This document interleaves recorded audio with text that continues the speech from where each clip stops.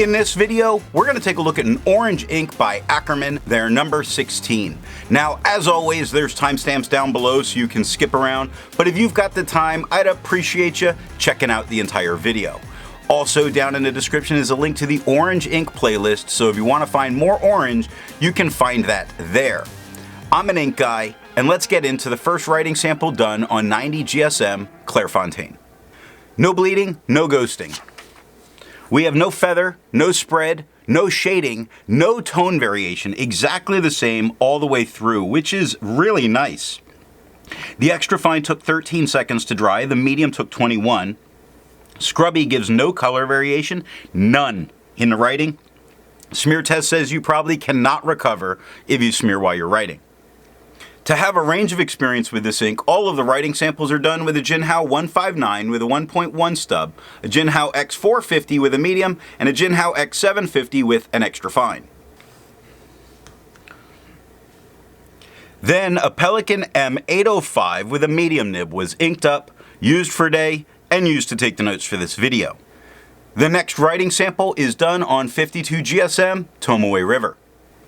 No bleeding, minor ghosting. We have no feather, no spread, no shading within the writing. Here the extra fine does come off a little bit lighter than the medium or the stub, which are the same tone. The extra fine took 29 seconds to dry and the medium took a whopping 52 seconds to dry.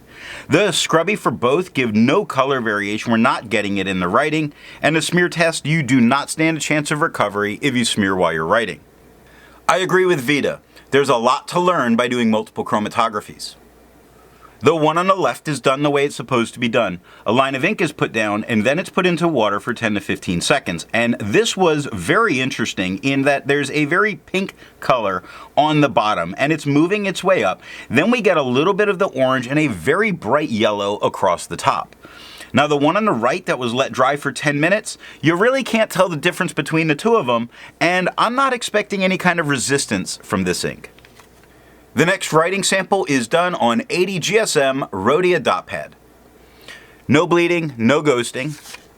We have no feather, no spread, no shading in the writing. The extra fine is only a tad bit lighter, barely lighter, but it is a little bit lighter than the medium or the stub. Now the extra fine took 12 seconds to dry and the medium took 22.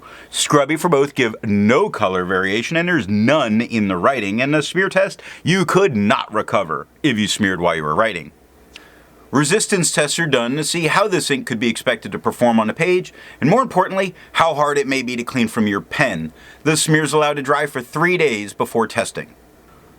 Looking at the highlighter, it did much better than I was really expecting. There's a slight bit of blowout in the lowercase h, which would stop me from using it, but you still can read what's there, so you might decide to use it if you want it in a note-taking situation.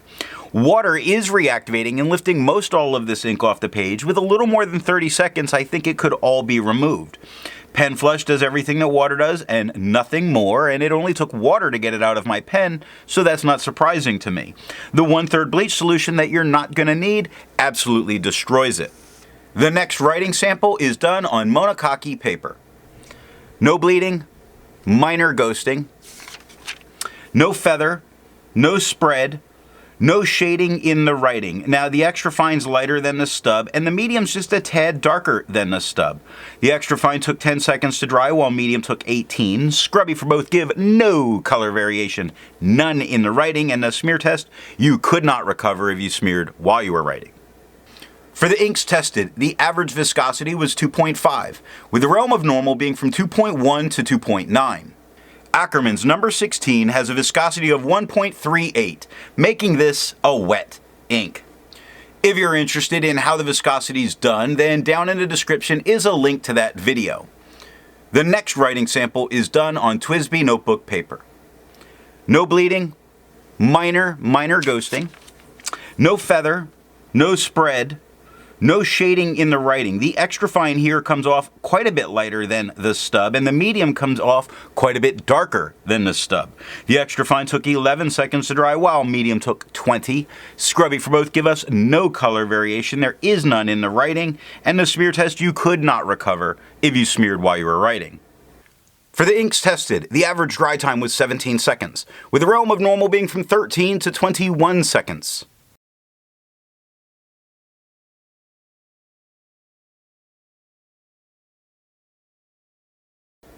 Instead of finding inks that look like Akkerman's number 16, I'd prefer to find an ink that complements its color on the page.